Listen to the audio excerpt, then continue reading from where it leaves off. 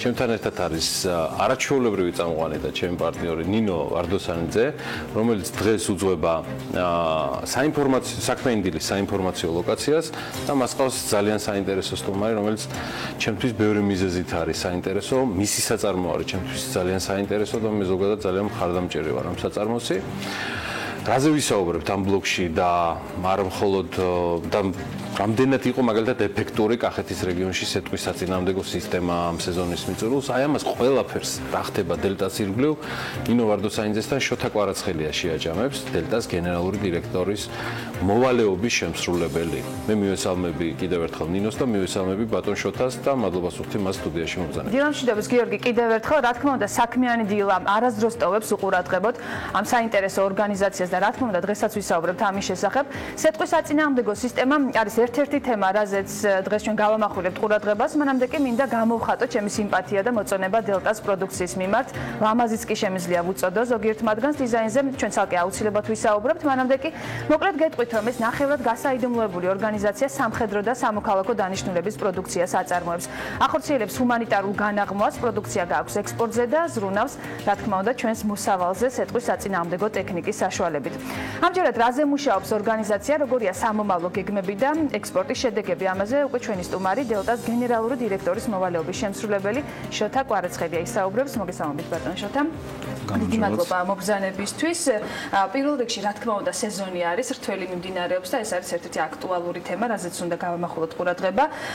რამდენად შეძლო დელტას სეტყვის საწინააღმდეგო სისტემამ, რომ მთლიანად, ასე ვთქვათ, მოეგვარებინა ის პრობლემა, რაც არის, ვთქვათ, სეტყვის მიერ მოსავლის განადგურება. რამდენად იყო თქვენი ტექნიკის წვლილი ამაში? პირველ რიგში მოგესალმები და მინდა დიდი მადლობა გადაგეხადოთ იმისთვის, რათა დელტას, ასე ვთქვათ, საქმიანობით ინტერესდებით პერიოდულად გვიწევთ ეთერში და აშუქებთ ჩვენს, ასე ვთქვათ, წარმატებებს. რაც შეეხება თქვენს შეკითხვას, სეტყვის საწინააღმდეგო სისტემა მოგეხსენებათ 2015 წელს გაიშვა პირველად საქართველოში. ეს არის სრულიად ახალი უნიკალური სისტემა, რომელიც დაპროექტებულია და შექმნილია დელტას მიერ. ანუ დაპროექტებულია და შექმნილია იგულისხმება, რომ მთლიანად ის ტექნიკური გადაწყვეტილებები, რაც გამოყენებულია სისტემაში, ასე ვთქვათ, შემუშავდა დელტაში და ასევე ძირითადი კომპონენტების წარმოება მოხდა დელტას მიერ. შესაბამისად მე შემიძლია გითხრათ, რომ სისტემა არის უნიკალური და ის კონცეფცია, რითიც ჩვენ მუშაობთ და რითიც ვებრძვით, ასე ვთქვათ, სეტყვის საფრთხეებს, არის განუმეორებელი მსოფლიოს მასშტაბით და ამ სისტემას აქვს ყველაზე დიდი ავტომატიზაციის ხარისხი. თუმცა ბევრი სკეპტიკოსი იყო, რომელიც აცხადებდა, რომ თქვათ არც ისე ეფექტურია ეს სისტემა, მოდით დავუმტკიცოთ მათ, რამდენი პროცესი განეიტრალდა თუნდაც წელს. დიახ, დაგეთანხმებით, ანუ ჩვენ ყურადღებით ვადევნებთ ნებისმიერ, ასე ვთქვათ, კრიტიკულ აზრს, რომელიც სეტყვის საწინააღმდეგო სისტემის გარშემო ჟღერდება ხოლმე პერიოდულად. და მე შემიძლია გიჩვენოთ სტატისტიკა, რომელიც სულ 2 წელიწადში არის მოგროვებული და ანუ ვთქვათ არსებული სეტყვის საწინააღმდეგო სისტემები მსოფლიოში რაც არსებობს საკმაოდ გამოსტილია, მაგრამ მიუხედავად ამისა, თქვენ ალბათ რო გადავხედავ სტატისტიკას დარწმუნდებით, რომ ამ 2 წელიწადში ჩვენ საკმაოდ ინტენსიური სამუშაოები განვახორციელებთ. დავიწყოთ 2015 წლიდან და აქვე მინდა აღვნიშნო, რომ 2015 წელი ფაქტობრივად იყო სისტემის სატესტო გაშვება, პირველი გაშვება, როდესაც იყო თუ არა ხარვეზები ამ დროს? ხარვეზები, ასე ვთქვათ, ბუნებრივია, იყო მცირე ტექნიკური ხარვეზი, რომელსაც ასე ვთქვათ, შედეგზე ზეგავლენა არ მოუხდენია. მე გეტყვით, რომ 2015 წლის განმავლობაში იყო 34 სეტყვა საწინააღმდეგო ინტერაქცია, ანუ დამუშავება განხორციელდა 34-ჯერ სეტყვა საშიში ღრუბლის, საერთო ჯამში დამუშავებული იქნა 45312 კვადრატული კილომეტრი სეტყვა საშიში ღრუბელი. დიახ, რაც შეეხება წელს რა მდგომარეობა გვაქვს? ასე 2015 რო ჩავამთავროთ, გეტყვით, რომ ანუ ჩვენი სისტემა საშუალებას გვაძლევს განსაზღვროთ სეტყვის მოსვლის ალბათობა, რომელიც ასე ვთქვათ, იმ პერიოდში, როდესაც ვახორციელებთ ინტერაქციას, მერყეობს 50-დან 80%-მდე.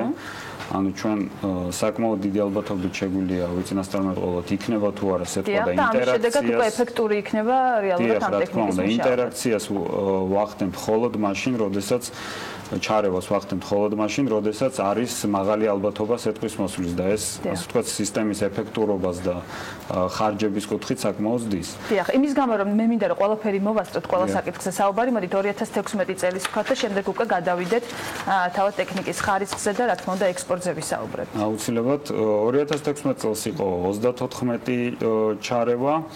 ასევე დამუშავდა 44600 კვადრატული კილომეტრი, გასროლილი იქნა 2015-ში 909 ერთეული რაკეტა, 2016-ში 1259 ერთეული რაკეტა. დიახ, ანუ რეალურად დიდი სეტყვის მიერ მოსავლის გაფუჭების ფაქტი წელს არ ყოფილა ამას ადასტურებთ. ფაქტობრივად არ ყოფილა ესეთი შემთხვევა.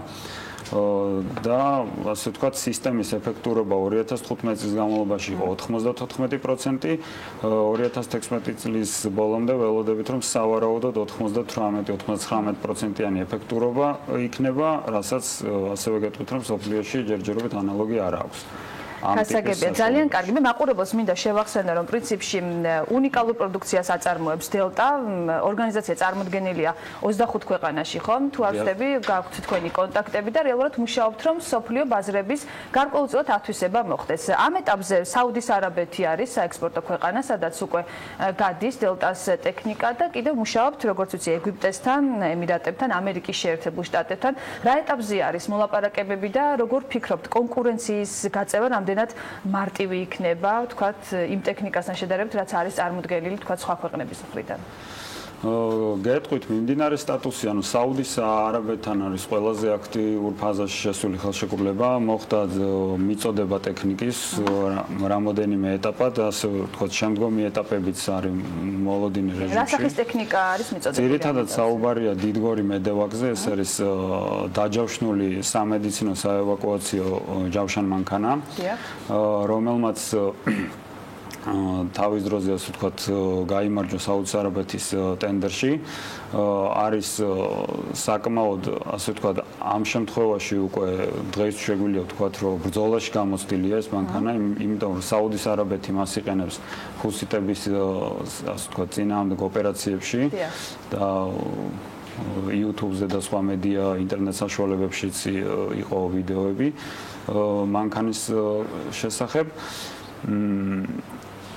ძირითადი ჩვენი უპირატესობა არის ის გამოცდილება, რომელიც ჯერ კიდევ ასე ვთქვათ საბჭოთა კავშირიდან მოდის, რაც არის დიზაინერ, საკონსტრუქტორო და სამხედრო საწარმოო გამოცდილება. 60 დიზაინერთან მუშაობთ, ხო? ჩვენ მოცემულ მომენტში ყავს 60 ასე ვთქვათ 60-მდე კონსტრუქტორი, რომელიც თავიდან ბოლომდე ქმნის ჩვენს ტექნიკას და შეიარაღებას ადგილობრივად დელტაში. ვიზუალის აუცილებლად უნდა ვახსენოთ ჯავშან ტექნიკის, რომელზეც ზვიად სიკოლია ამაც იმუშავა, რა თქმა უნდა.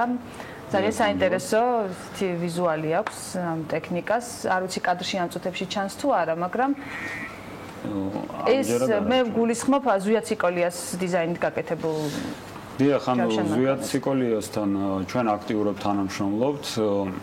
მას აქვს საკმაოდ დიდი გამოცდილება ავტოინდუსტრიაში მუშაობის. და მას აქვს საკმაოდ საინტერესო ხედვები და გადაწყვეტილებები ხშირ შემთხვევაში, ანუ ასე ვთქვათ, ნებისმიერი სამხედრო ტექნიკა, ხო ხედავთ მედევაკს, ნებისმიერი სამხედრო ტექნიკა, რომელიც დელტაში იქმნება, ასე ვთქვათ, ზვიადის მონაწილეობა მას ყოველთვის არის. ძალიან კარგი. როდესაც ბაზრებზე ვსაუბრობთ, აუცილებლად უნდა გავიხსენოთ ინტერვიუ, რომელიც ჩაიწერა საქართველოს ეკონომიკის და მდგრადი განვითარების ყოფილ მინისტრთან, ქალბატონ ვერა ქობალიასთან, რომელიც ამ წუთებში არის ინდონეზიაში იმყოფება და ის არის ხელისუფლების მრჩეველი ეკონომიკურ საკითხებში. მან თქვა ასეთი რამ, რომ ინდონეზიის ბაზარი არის ძალიან მომხიბვლელი ბაზარი ქართული პროდუქციისთვის და მან ახსენა ასევე ლაზიკა, დელტას პროდუქცია, რომელსაც შეიძლება ჰქონდეს ნამდვილად შანსი, რომ თქვა ტენდერებში მიიღოს მონაწილეობა და გაიმარჯვოს კიდეც. თუ გექნება თქვენ მასთან კონტაქტი ამ თემაზე და თუ აპირებთ, რომ თქვა თავდაცვის სამინისტრომ წარმოადგინოს აღნიშნული პროდუქცია ინდონეზიაში ტენდერზე. პირველ რიგში გეტყვით, რომ ასე ვთქვათ, ჩვენ მივესალმებით ნებისმიერ საექსპორტო პოტენციალს, რომელიც შეიძლება დელტასთვის გამოჩნდეს. თუ გიფიქრიათ აქამდე ინდონეზიის ბაზარზე? აქამდე ინდონეზიის ბაზარზე კონკრეტული მოლაპარაკებები ჯერჯერობით შემიძლია გითხრათ, რომ არ ყოფილა. ზოგადად ამ მიმართულებაზე ყავს პარტნიორი ორგანიზაციები, ვინც მუშაობენ. რაც შეეხება კონკრეტულად ლაზიკა იქნება, დიდგორი იქნება თუ სხვა ტიპის, ასე ვთქვათ, თავდაცვითი საშუალება, ამას ალბათ განსაზღვრავს კლიენტი ქვეყნის სამხედროები და ჩვენ ასე ვთქვათ, მზად ვართ ნებისმიერ ნატოს წევრი ქვეყნის ან ნატოს პარტნიორი წევრის ქვეყნის სამხედროებთან ვითანამშრომლობთ სხვადასხვა ტიპის იარაღის ძალიან დიდი ამბიცია, მაგრამ მე ვფიქრობ, რომ ჯანსაღი, იმიტომ რომ რეალურად აქვს ეს პოტენციალი დელტას. აუცილებლად მინდა გკითხოთ პროფესიულ კვალიფიკაციაზე, თქვენ პროფესიული კვალიფიკაციების განვითარების ხელშეწყობის პროგრამაში ჩაერთეთ, განსაკუთრებით მნიშვნელოვანი ამ კუთხით მუშაობა, იმიტომ რომ თქვენ გჭირდებათ კვალიფიციური კადრები, რომლებიც შექმნიან ისეთ პროდუქტს, როგორიც იქნება ამ დროისათვის. რა სახის სტანდარტზე არის საუბარი და შემდეგ მინდა გკითხოთ უკვე კადრებზე, თქვათ, აპირებს თუ არა მომავალში აყვანას, თუ გაქვთ ვაკანსიები, ესეც ბევრს აინტერესებს, რა თქმა უნდა. ნამდვილად. შემიძლია გითხრათ, რომ სფეროს სპეციფიკიდან გამომდინარე, ეს არის საკმაოდ მაღალტექნოლოგიური სფერო, რაც მოითხოვს მაღალი ინტელექტუალური დონის სამუშაო კადრებს. შესაბამისად, ჩვენ აქტიურად თანამშრომლობთ პერიოდულად სხვადასხვა უნივერსიტეტებთან, ვიწვევთ ახალგაზრდებს, რათა მათ ასე ვთქვათ, დასაწყისშივე შეისწავლონ პრაქტიკული საქმიანობა. დიახ. ვაძლევთ საშუალებას მათ, რომ განვითარდნენ დელტას ფარგლებში, რადგანაც ეს რესურსი ძალიან მნიშვნელოვანია ჩვენთვის. შესაბამისად, ასე ვთქვათ, მივესალმებით ნებისმიერ ინიციატივას, თუნდაც რომელიც ასე ვთქვათ, ახალგაზრდებისგან მოდის. მე თქვენ საიტზე ვნახე, რომ ვაკანსია რეალურად ამ ეტაპზე არ არის დელტაში. რატომ? ანუ რეალურად არ გჭირდებათ ამ ეტაპზე, ვთქვათ, დამატებითი კადრი თუ რაშია საქმე? ანუ ვაკანსიებზე გეტყვით, რომ პერიოდულად ცხადდება ვაკანსიები. შეიძლება ამ ეტაპზე არ არის გამოცხადებული, მაგრამ როდესაც დგება საჭიროება, ასე ვთქვათ, და ჩვენ ყოველთვის თადარიგს ვიჭერთ, ყოველთვის ცხადდება და ხშირი იყო ალბათ გახსოვთ ვაკანსიები და ძალიან ბევრი დასაქმდა, ბევრი ადამიანი დასაქმდა განსაკუთრებით ბოლო წლებში დელტაში. დიახ, კარგი იქნება თუ თქვათ ანაზღაურებაც იქნება იმაზე უფრო მეტი, რაც არის, იმიტომ რომ არაერთხელ მომისმენია, რომ თქვათ ის შესაბამისი ანაზღაურება არ არის დელტაში, რაც შეესაბამებოდა თქვათ იმ საქმეს, რაც აკეთებენ. რამდენად მართალია ეს? გეტყვით, რომ ანუ ანაზღაურება ზოგადად იზრდება იმის მიხედვით, რაც უფრო იზრდება კომპანია. ჩვენ დღეს ვართ სიტუაციაში, როდესაც ანუ თავდაპირველად დელტა უფრო ჩაფიქრებული იყო, როგორც თავდაცვის სამინისტროს, ასე ვთქვათ, მომარაგებაზე ორიენტირებული ორგანიზაცია, მაგრამ შემდგომ ეტაპებზე პრაქტიკა მაჩვენა, რომ საექსპორტო პოტენციალი საკმაოდ დიდი გვაქვს და ასე ვთქვათ, უკვე ჩვენ პირველ ნაბიჯებს ვთქვათ და გავდივართ გლობალურ ბაზარზე, სადაც სულ სხვა კონკურენცია, შესაბამისად ეს იწვევს ორგანიზაციის მხრიდან თანამშრომლების მიმართ მოთხოვნების დასს და ასევე, რა თქმა უნდა, ორგანიზაციის დაც გულისხმობს იმას, რომ თანამშრომლების პირობებიც, ასე ვთქვათ, გაიზრდება. და ბოლო კითხვა ძალიან მოკლედ, რა სახის ტექნიკაზე მუშაობთ ამ დროისთვის, ამ ეტაპზე, ვთქვათ, რა არის სიახლეები და სამომავლო გეგმები თქვენ?